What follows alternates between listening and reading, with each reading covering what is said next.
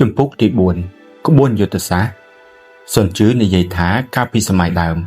អ្នកដែលពូកែដឹកនាំទ័ពធ្វើសឹកសង្គ្រាមដំបូងបង្អស់គឺត្រូវបង្កើតឲ្យមានកត្តានៃភាពជោគជ័យដោយមិនទុកឲ្យខ្មាំងសត្រូវវាយប្រហារមកលើខ្លួនបានហើយរងចាំយកឱកាសយកឈ្នះលើខ្មាំងតែម្យ៉ាងគត់ដើម្បីមិនទុកឱកាសឲ្យខ្មាំងយកជ័យជំនះលើខ្លួនបានភាពម្ចាស់ការស្ថិតនៅលើយើងការដែលអាចយកឈ្នះនៅលើខ្មាំងបានគឺស្ថិតត្រង់ភាពខ្វះចន្លោះឆ្លោះឆ្លួយរបស់ខ្មាំងដែលយើងចេះឆ្លៀតយកឱកាសនោះក្តោបក្តាប់ស្ថានភាពឲ្យបានដូច្នេះអ្នកជំនាញជាជ័យនៅក្នុងសឹកសង្គ្រាមគឺជាអ្នកអាចមានលទ្ធភាពនៅក្នុងការ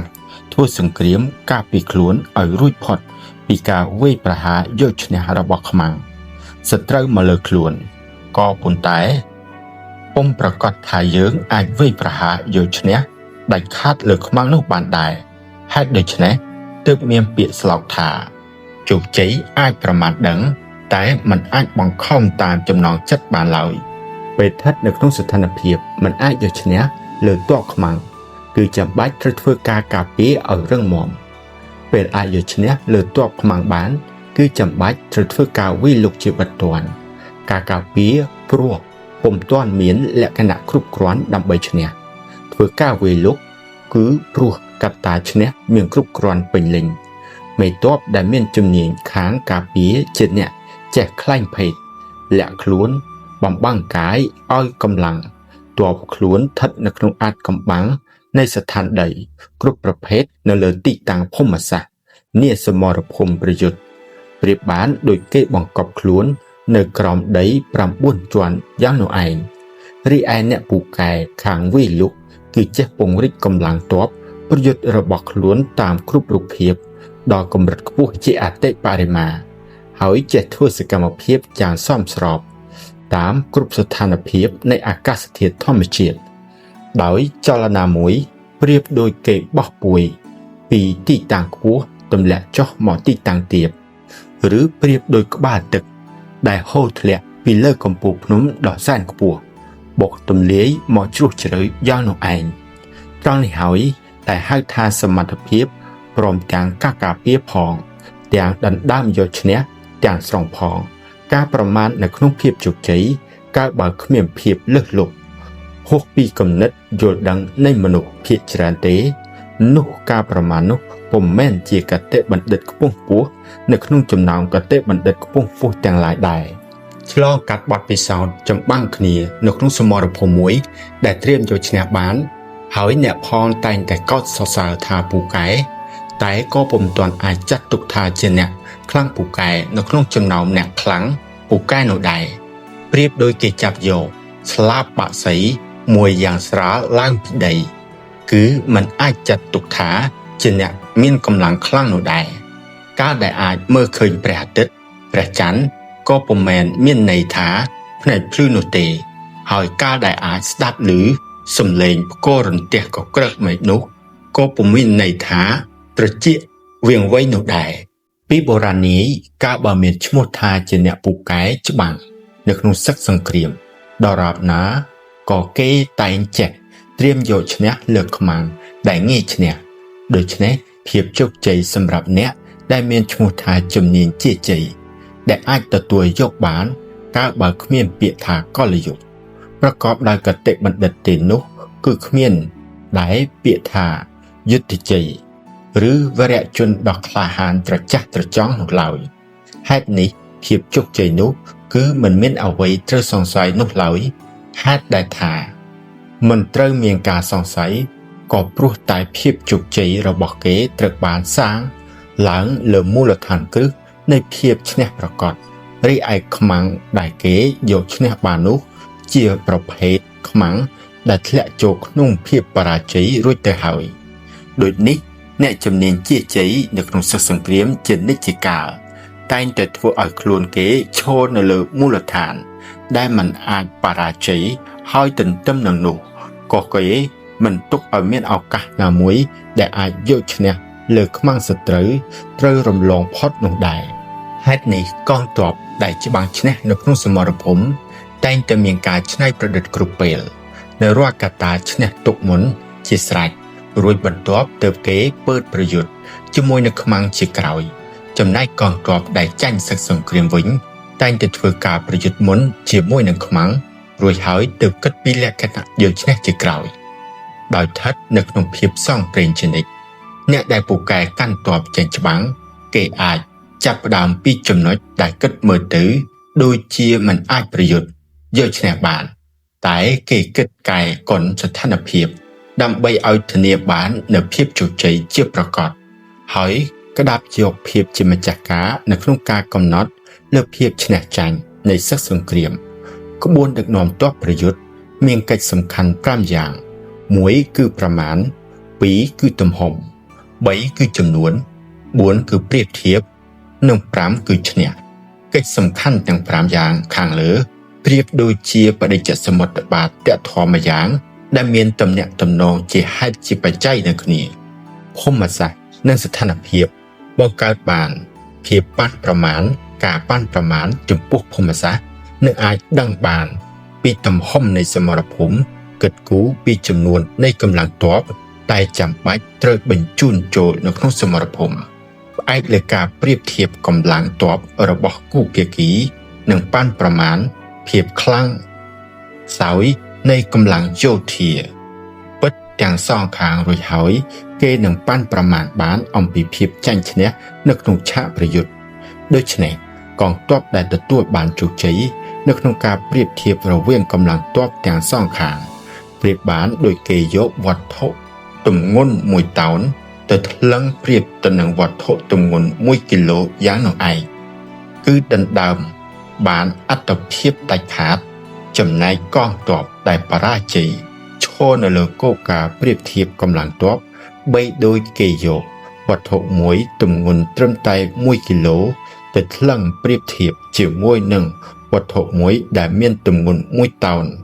យ៉ាងនេះឯងពលគឺស្ថិតនៅក្នុងភាពជាអ្នកចាញ់ប្រៀបជាដាច់ខាត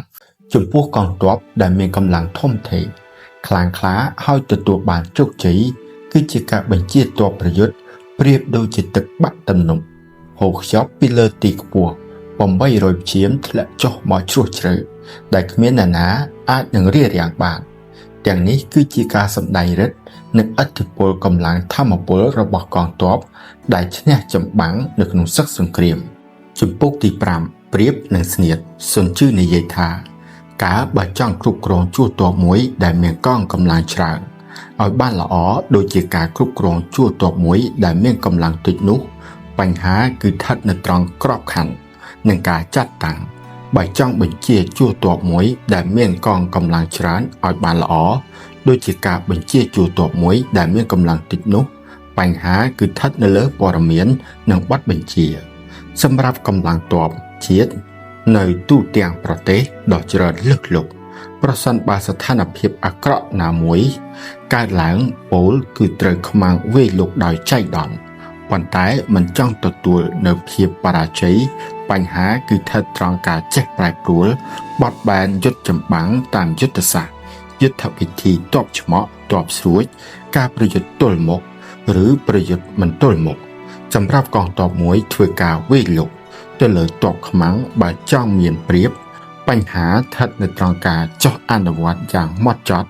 និងជាក់ច្បាស់នៅការចេះកិច្ចចេញពីភាពបំភាន់តែក្តោបក្តាប់ភាពពិតធម្មតាគោលការណ៍ទូទៅនៅពេលប្រយុទ្ធគេតែងតែប្រើប្រាស់ទ័ពស្រួចដើម្បីទប់ស្កាត់ទ័ពខ្មាំងហើយយកទ័ពធំរាប់រយដើម្បីវាយសង្គ្រាប់ដណ្ដើមជ័យជំនះទៅលើខ្មាំងហេតុនេះមេទ័ពដែលខ្លាំងពូកែស្ទាត់ជំនាញកិច្ចការសឹកសង្គ្រាមឲ្យតែច្បាំងដឹងថាឈ្នះនោះយុទ្ធសាស្ត្រចម្បាំងរបស់គេគឺប្រៀបដូចជាមេឃដីប្រែប្រួលឥតទីបញ្ចប់ប្រៀបដូចជាទន្លេដ៏ធំទឹកហូរខ្ជុលខ្ចាញ់ចាក់ទៅមហាសមុទ្រមិនចេះរីងស្ងួតចូលមករួចហើយពេលចេញទៅវិញប្រៀបដូចព្រះអាទិត្យនិងព្រះច័ន្ទកោចរវិលជុំបដូរវេនគ្នាទៅហើយមកវិញប្រៀបដូចរដូវកាលទាំង4ផ្លាស់ប្ដូរវេនគ្នាតាមក្រិតក្រមធម្មជាតិ តន្ត្រីដែលមានអក្សរភ្លេងត្រឹមតែ5ចង្វាក់ប៉ុណ្ណោះប៉ុន្តែភាពប្រែប្រួលនៃចង្វាក់ទាំង5នោះបង្កើតទៅជាបទភ្លេងដ៏សម្បូរបែបស្ដាប់គ្មានទីបញ្ចប់រីពណ៌ធម្មជាតិដែលមានពណ៌ដើមតែ5ប៉ុណ្ណោះប៉ុន្តែពេលដែលលាយឡំពណ៌ទាំង5នោះចូលគ្នាធ្វើឲ្យប្រែប្រួលទៅជាពណ៌ធម្មជាតិចម្រុះយ៉ាងសម្បូរបែបគួរឲ្យគយគន់គ្មានទីបញ្ចប់រីឯរសជាតិវិញក៏មានត្រឹមតែ5រសជាតិដើមប៉ុណ្ណោះដែរប៉ុន្តែការប្រែប្រួលនៃរសជាតិទាំង5នោះបានផ្ដល់ឲ្យជារសផ្សេងគ្នាធ្វើឲ្យការក្លែមក្រេបភ្លក់រសជាតិទាំងនោះមិនអស់មិនហើយភាពផ្ទាល់និងភាពប្រយោលទំនាក់ទំនងឆ្លើយតបនឹងប្រែប្រួលប្រៀបដូចជាការវិលជុំនៅលើរង្វង់នៃមាត់ពែងគ្មានទីណាដែលជាចំណុចចាប់ផ្ដើមហើយក៏គ្មានដែរចំណុចនៃទីបញ្ចប់តើមាននរណាមួយដែលនឹងអាចទៅដល់ទីបញ្ចប់នៃភាពប្រែប្រួលនោះបានទេខ្សែទឹកហូរចាក់យ៉ាងខ្លាំងកម្លាំងហូរលបឿនដូចហោះនឹងអាចរុញច្រានដុំថ្មទៅបានតាមចរន្តរបស់វាដោយពាក្យថាទឹកហូរសឹកថ្មកត្តានោះគឺអាស្រ័យលើល្បាក់ទឹកដ៏លើសលប់សត្វស្ទាំងដ៏សាហាវប្រើល្បឿនហោះយ៉ាងលឿនដើម្បីវាយប្រហារទៅលើគោលដៅដែលអាចចាប់បានសត្វម្រឹកបាក់សីចំណីកត្តានោះគឺអាស្រ័យដោយវាប្រើចង្វាក់ល្បឿនយ៉ាងសមស្របដូចនេះអ្នកដែលពូកែបញ្ជាទ័ពប្រយុទ្ធអ្វីដែលហៅថាព្រាបឬស្នៀតដែលគេបង្កើតគឺជាភាពឧបសគ្គនិងចង្វាក់ដែលគេក្តោបក្តាប់តែក្នុងខណៈពេលដ៏ខ្លីបំផុតពលគឺគ្រាន់តែមួយប៉ព្រិចភ្នែកប៉ុណ្ណោះព្រាបឬស្នៀតទាំងនោះព្រាបបានស្នាដែលបានយឺតដំឡើងយ៉ាងតឹងអស់ទំហឹងរីឯចង្វាក់នោះព្រាបបានកលឹះកៃរបស់ស្នានោះដែលគ្រាន់តែកេះកៃគឺបាញ់ចេញផ្លែតតែម្ដងលឿនដូចព្រួញការប្រយុទ្ធស្ថិតនៅក្នុងស្ថានភាពវឹកវរច្របូកច្របល់តែចាំបាច់ត្រូវរក្សាជួសទ័ពរបស់យើងកុំឲ្យមានការច្របូកច្របល់ឲ្យសោះប្រយុទ្ធគ្នានៅក្នុងស្ថានភាពច្របូកច្របល់មិនច្បាស់លាស់តែចាំបាច់ត្រូវរៀបចំកងទ័ពយើងឲ្យមានលទ្ធភាពអាចទប់ទល់បានដោយសេរីទាំង4មុំ8ទិសធ្វើឲ្យទ័ពខ្មាំងមិនអាចវាយប្រហារយកឈ្នះមកលើទ័ពយើងបានត្រូវចេះបញ្ឆោតខ្មាំងឲ្យឃើញថាយើងច្របូកច្របល់តែមុនពេលប្រយុទ្ធចាំបាច់ត្រូវតែមានគុណភាពនៃភាពក្លាហានបញ្ជាក់ឲ្យខ្មាំងឃើញថាយើងទន់ខ្សោយតែមុនពេលប្រយុទ្ធចាំបាច់ត្រូវមានកម្លាំងខ្លាំងរឹងមាំបង្ក្រាបចលាចលគឺជាបញ្ហាចាត់តាំងរបស់បញ្ជាការហ៊ានឬខ្លាចជាបញ្ហាល្អឬអាក្រក់របស់ព្រាបនិងស្នៀតខ្លាំងឬខ្សោយគឺជាបញ្ហាសម្ញែងកម្លាំងយោធាដូចនេះមេទ័ពដែលពូកែខាងបញ្ឆោតទ័ពខ្មាំងឲ្យលុះនៅក្នុងបំណងរបស់ខ្លួនគឺចេះបំភាន់ខ្លែងភេទបង្កើតរូបភាពខ្លែងខ្លាយដើម្បីបំភាន់ខ្មាំងឲ្យវាធ្វើសកម្មភាពតាមគំនិតរបស់ខ្លួនឲ្យខ្មាំងឃើញថាជាប្រយោជន៍វាពិតជាត្រូវបោកបញ្ឆោតយកប្រយោជន៍តូចធ្វើជានុយដើម្បីបញ្ឆោតខ្មាំងហើយប្រើកម្លាំងទ័ពពួនស្ទាក់រងចាំឱកាសវាយប្រហារសង្គ្រាបយកឈ្នះដូច្នេះអ្នកជំនាញជាជ័យ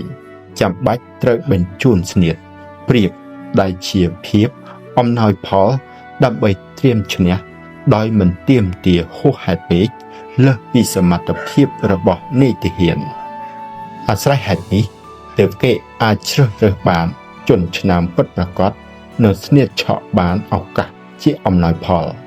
អ្នកដែលពូកែខាងស្នៀតល្បិចពេលបញ្ជាទ័ពប្រយុទ្ធព្រាបបានចលនានៃការផ្លាស់ប្ដូរកំណាត់ឈើនិងដុំថ្មអីចឹងដែរលក្ខណៈធម្មជាតិនៃឈើនិងថ្មពេលដាក់នៅលើទីរាបស្មើគឺងាយនៅនឹងថេមួយកន្លែងតែបើដាក់នៅលើទីចោតគឺវានឹងរមៀលទៅយ៉ាងងាយដូចនេះអ្នកពូកែបញ្ជាទ័ពប្រយុទ្ធតែងតែចេះបង្កើតស្នៀតដែលមានព្រាបជាអំណោយផលព្រាបបានដូចជាការដាក់ដុំថ្មមូលពីលើកំពូលភ្នំខ្ពស់មានកម្ពស់800ព្យាមឲ្យរមៀលចុះយ៉ាងនឹងឯង នេះហើយគឺស្ងៀតល្បិចនៅក្នុងសមរភូមិប្រយុទ្ធចំពុកទី6ពិតនិងមិនពិតសុនជឿនិយាយថាធម្មតាការបានទៅដល់ទីលានប្រយុទ្ធមុនហើយរងចាំទ័ពខ្មាំងនោះគឺជាឱកាសបានសម្រាប់លំហែលំហើយនិងមានម្ចាស់ការរីឯការទៅដល់ក្រោយត្រូវបានប្រញាប់ប្រញាល់ទប់ទល់នឹងការវាយប្រយុទ្ធទាំងនៅនឿយហត់ទាំងមិនបានត្រៀមលក្ខណៈវានឹងបាត់បង់ម្ចាស់ការហេតុនេះអ្នកពូកែបញ្ជាទ័ពប្រយុទ្ធគេអាចបញ្ជាបានទ័ពខ្មាំងដោយមិនឲ្យខ្មាំងបញ្ជាគេបានអាចធ្វើឲ្យខ្មាំងមកចូលអន្ទាក់ដោយខ្លួនឯងក៏ព្រោះតែគេចេះប្រើប្រាស់នូវផលប្រយោជន៍ដើម្បីបញ្ឆោតខ្មាំងការធ្វើឲ្យទ័ពខ្មាំងពុំអាចទៅដល់តំបន់ដែលវាបានគ្រោងទុកក៏ព្រោះតែគេចេះបង្កើតនូវភាពលំបាកភាពជាឧបសគ្គដើម្បីរាំងស្កាត់ទ័ពខ្មាំងដូចនេះពេលដែលខ្មាំងមានការឈប់សម្រាកល្អដែលខាតត្រូវរកវិធីធ្វើឲ្យវានឿយហត់ទ័ពខ្មាំងដែលមានការផ្គត់ផ្គង់ស្បៀងគ្រប់គ្រាន់ចាំបាច់ត្រូវរកវិធីធ្វើឲ្យវាខ្វះខាតអត់ឃ្លានទ័ពខ្មាំងសងំស្ងៀមមិនធ្វើសកម្មភាពតែខាតត្រូវរកវិធីបញ្ជាវាពេលចេញទ័ពប្រយុទ្ធត្រូវតម្រង់ឆ្ពោះទៅទីតាំងខ្មាំងកន្លែងដែលវាមិនអាចជួយសង្គ្រោះគ្នាបានពេលរុលទៅមុខត្រូវរុលយ៉ាងលឿនសំដៅទៅទីតាំងទ័ពខ្មាំងធ្វើឲ្យវាស្មានមិនដល់ពុំអាចគិតទុកជាមុនធ្វើឲ្យប្រតិបត្តិការសឹករាប់ពាន់យោជន៍ដោយមិនជួបឧបសគ្គគឺព្រោះតែធ្វើដំណើរទៅតំបន់ដែលគ្មានទ័ពខ្មាំងការវាយលុកដែលប្រកបដោយជោគជ័យគឺដោយសារវាចំទីតាំងដែលគ្មានខ្មាំងធ្វើការការពារឬការពារមិនរឹងមាំការការពារដែលដាច់ខាតត្រូវតែរឹងមាំគឺដោយសារតែការការពារទីតាំងដែលខ្មាំងមិនអាចវាយលុកបានឬវាយលុកដោយលំបាកដូច្នេះអ្នកពូកែខាងវាយលុកគឺធ្វើឲ្យខ្មាំងមិនដឹងថាត្រូវការពារដូចម្តេចអ្នកពូកែខាងការពារគឺធ្វើឲ្យទ័ពខ្មាំងមិនដឹងថាត្រូវវាយលុកដោយវិធីណាជាភាពអស្ចារ្យពេកក្រៃគឺអស្ចារ្យដល់ថ្នាក់ដែលពុំអាចមើលឃើញរូបភាពស្លាកស្នាមវិសេសវិសាលដល់ថ្នាក់ដែលពុំអាចស្ដាប់ឮសំឡេងអ្វីសោះធ្វើបានដូច្នេះទើបហៅថាអធិរាជលើសត្រូវធ្វើការវាយលុកដែលទ័ពខ្មាំងមិនអាចទប់ទល់បានគឺដោយសារវាយលុកចំទីកន្លែងដែលទ័ពខ្មាំងការពារទន់ខ្សោយការធ្វើការដកថយដែលទ័ពខ្មាំងមិនអាចតាមប្រហារបានគឺដោយសារសកម្មភាពរហ័សរហួនធ្វើឲ្យទ័ពខ្មាំងពុំអាចតាមទាន់ហេតុនេះពេលដែលទ័ពយើងចង់ធ្វើការវាយប្រហារទោះជាទ័ពខ្មាំងមានការខិតខំការពារដោយកំផែងខ្ពស់ឬស្ថិតនៅក្នុងលានដ្ឋានយ៉ាងជ្រៅក៏បង្ខំចិត្តត្រូវចាក់ចេញពីទីតាំងដើម្បីពើតប្រយុទ្ធជាមួយនឹងយើងដែរគឺព្រោះតែយើងបានវាយលុកចំទីតាំងរបស់ខ្មាំងតែត្រៀមទុកសម្រាប់សង្គ្រោះពេលទ័ពយើងមិនចង់វាយលុកទោះជាកោះវាសក្រោមដី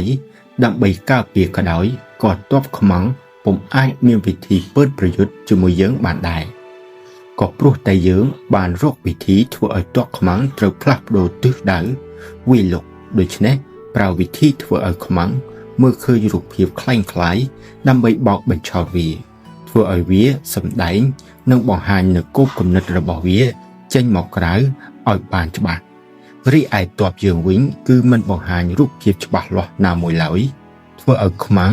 រាវរកទីតំបន់អ្វីពុំឃើញបានពេលនោះហើយដែលអាចអនុវត្តបាននៅគោលការណ៍ប្រមូលផ្ដុំកម្លាំងកងទ័ពរបស់យើងដើម្បីឲ្យកងកម្លាំងរបស់ខ្មាំងត្រូវបែកចែកជាបំណែកកងកម្លាំងទ័ពយើងប្រមូលនៅទីតាំងមួយឯទ័ពខ្មាំងត្រូវបែងចែកទៅជា10ទីតាំងនេះហើយដែលយើងអាចប្រើកម្លាំងទ័ពមានចំនួនតិចនៅពេលធម្មតាតែច្រើនជាង10ដងនៅពេលវាយប្រហារខ្មាំងដូចនេះហើយគឺយើងបង្កើតបានរបៀបទ័ពច្រើនទ័ពខ្លាំងតិចហើយអាចប្រមូលផ្ដុំកម្លាំងទ័ពដែលមានប្រៀបដើម្បីវាយប្រហារនៅលើទ័ពដែលគ្មានប្រៀបឬបាត់បង់ប្រៀបហេតុនេះហើយទ័ពខ្មាំងដែលពើតប្រយុទ្ធនឹងទ័ពយើងដោយកម្លាំងវាមានកម្រិតចំណុចទីតាំងដែលទ័ពយើងចង់ធ្វើការវាយលុកហើយទ័ពខ្មាំងពុំអាចដឹងបានការដែលមិនអាចយល់ដឹងបាននោះហើយ គឺខ្មាំងត្រូវធ្វើការការពារទាំងគ្រប់ទីកន្លែងទីតាំងការពាររបស់ទ័ពខ្មាំងកាន់តែច្រើនចំនួនទ័ពដែលប្រឈមមុខប្រយុទ្ធនឹងទ័ពយើងកាន់តែមានកម្រិតតិចដូចនេះការបដោតអារម្មណ៍ការការពារចំណុចខាងមុខកម្លាំងទ័ពខាងក្រោយរមែងនឹងចុះខ្សោយផ្ដោតអារម្មណ៍ការពារស្លាប់ស្ដាំកម្លាំងទ័ពស្លាប់ស្ដាំឆ្វេងនឹងចុះខ្សោយការការពារទាំងគ្រប់ទីតាំងគឺកម្លាំងទ័ពគ្រប់ទីតាំងនឹងត្រូវចុះខ្សោយដោយសារតែកម្លាំងទ័ពខ្លាំងចុះខ្សោយពីព្រោះតែការការពារទាំងគ្រប់ទីតាំងចំណែកកងកម្លាំងទ័ពយើងដោយសារមានច្រើនពីព្រោះតែយើងបង្ខំឲ្យទ័ពខ្មាំងត្រូវបែងចែកកម្លាំងធ្វើការការពារពីការវាយលុករបស់ទ័ពយើងដូចនេះការដែលអាចដឹងមុនថានឹងត្រូវវាយប្រហារតំបន់ណាឬត្រូវប្រយុទ្ធនៅពេលណានោះទោះជាធ្វើដំណើរទ័ពរាប់ពាន់យោជន៍ក៏អាចពើតប្រយុទ្ធនឹងខ្មាំងបានដែរការដែលมันអាចប្រមាណដឹងមុនថានៅទីណានិងពេលណាដែលត្រូវធ្វើការប្រយុទ្ធនោះយើងនឹងត្រូវធ្លាក់នៅក្នុងសភាពស្លាបឆ្វេងมันអាចជួយស្លាបស្ដាំទ័ពមុខมันអាចជួយទ័ពក្រោយក្រោយมันអាចជួយមុខតម្រាំបើនៅឆ្ងាយពីគ្នារាប់សិបយោជន៍ឬយ៉ាងតិចរាប់សិបយោជន៍នោះតើនឹងទៅជាយ៉ាងណាអាស្រ័យហេតុដូចនេះទើបពោលថាជោគជ័យគឺអាស្រ័យទៅលើការឆក់ឱកាសទ័ពខ្មាំងអ្វីត្បិតមានចំនួនច្រើនប៉ុន្តែត្រូវធ្វើដូចម្តេចកុំឲ្យវាយកម្លាំងទាំងអស់នោះមកប្រយុទ្ធជាមួយយើងបានដូច្នេះចាំបាច់ត្រូវធ្វើការវិភាគបានប្រមាណឲ្យបានហ្មត់ចត់ដើម្បីឆ្វែងយល់ឲ្យបានច្បាស់លាស់ពីផលប្រយោជន៍និងភាពអន្តរាយ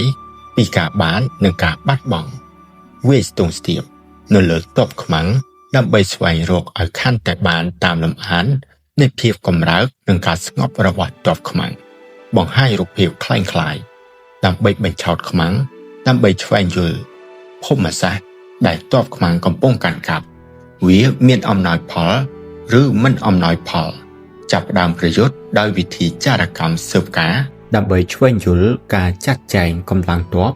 របស់ខ្មាំងភាពបំភាន់និងភាពពិត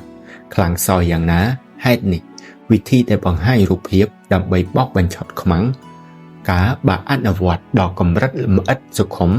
គឺពុំអាចមើលឃើញស្លាកស្នាមពិតយ៉ាងណានោះឡើយការពុំអាចមើលឃើញស្លាកស្នាមនេះហើយទោះបើជាចារៈបរោះនៅពាសពេញក៏ពុំអាចស្វែងយល់យ៉ាងលម្អិតបានដែរហើយទោះបីជាមានអ្នកភ្លឺស្វាងឆ្លៀសវៃដល់កម្រិតណាក៏ពុំអាចគិតឃើញវិធីទប់ទល់បានដែរសម្រាប់តាស្ថានភាពខ្មាំងដើម្បីត្រៀមលក្ខណៈឈ្នះនៅក្នុងសឹកសង្គ្រាមទោះជាដាក់ភាពជោគជ័យនៅចំពោះមកអ្នកផងទាំងពួងក៏ពួកគេនៅស្ទាក់ស្ទើរមិនយល់ថាព្រោះហេតុអ្វីឡើយព្រោះពួកគេតែងតែយល់នៅវិធីសាស្ត្រដែលត្រៀមយកឈ្នះដោយការប្រយុទ្ធប៉ុន្តែមិនយល់ថាយើងធ្វើយ៉ាងណាឯកលើស្ថានភាពផ្លាស់ប្ដូររបស់ខ្មាំងហើយអនុវត្តវិធីសាស្ត្រប្រយុទ្ធដ៏ឆ្លៀសវៃនោះទេហេតុនេះពេលដែលទទួលបានជោគជ័យម្ដងវាពុំមែនជាការយកតម្រាប់សារចុះសារឡើងតាមក្បួនប្រយុទ្ធពីមុននោះទេប៉ុន្តែការចេះសម្របទៅតាមស្ថានភាពជាក់ស្ដែងរបស់ខ្មាំងពលគឺប្រែប្រួលឥតដែនកំណត់ឥតទីបញ្ចប់ក្រិតក្រមនៃការដឹកនាំទ័ពប្រយុទ្ធប្រៀបដូចជាខ្សែទឹកហូរក្រិតក្រមនៃទឹកគឺកិច្ចពីទីខ្ពស់ហូរចាក់មកទីទំនាបក្រិតក្រមនៃការដឹកនាំទ័ពប្រយុទ្ធគឺជៀសពីទីតាំងដែលរឹងមាំរបស់ទ័ពខ្មាំងងាកទៅវាយប្រហារលើទីតាំងដែលទន់ខ្សោយរបស់ទ័ពខ្មាំងទឹកគឺអាស្រ័យដោយភូមិសាស្ត្រខ្ពស់ទាបបានកំណត់ទិសដៅខ្សែចរន្តហូររបស់វាចំណែកការដឹកនាំទ័ពប្រយុទ្ធត្រូវយោងទៅលើស្ថានភាពខ្មាំងនិងធ្វើការសម្រេចទិសដៅគោលការណ៍ដើម្បីត្រៀមលក្ខណៈឈ្នះហេតុនេះការដឹកនាំទ័ពប្រយុទ្ធគ្មានវិធីសាស្ត្រឬយុទ្ធសាស្ត្រណាដែលជាថេឥតបដូរផ្លាស់នោះទេបីដូចជាទឹកយ៉ាងនោះដែរតែផ្លាស់ប្ដូររូបភាពនៃចរន្តតាមស្ថានដីការដែលអាចយោងទៅលើស្ថានភាពខ្មាំងនិងត្រៀមលក្ខណៈឈ្នះនោះគឺមានឈ្មោះថាជាអ្នកដឹកនាំទ័ពដោយព្រះអាទិទេពក្រិតក្រមនៃការដឹកនាំទ័ពប្រយុទ្ធ ប្រៀបដោយបាតុភូតនៅក្នុងធម្មជាតិដែលមានរូបធាតុទាំង5គឺទឹកភ្លើងឈើដែកនិងដីជាអាងរូបធាតុទាំងនេះអាចមានទំនាក់ទំនងឆ្លើយតបគ្នាទៅវិញទៅមកជាភាពស្របផងភាពទំនាស់ផងពលគឺបង្កើតផងបំផ្លាញផងរដូវកាលទាំង4ផ្លាស់ប្ដូរវេទគ្នាតាមលំដាប់ថ្ងៃមានវែងមានខ្លីពលគឺរដូវដើមឆ្នាំថ្ងៃវែងយប់ខ្លីរដូវចុងឆ្នាំយប់វែងថ្ងៃខ្លីរីឯរាត្រីក៏មានរនោចមានខ្នើតប្ដូរផ្លាស់គ្នាគ្មានទីបញ្ចប់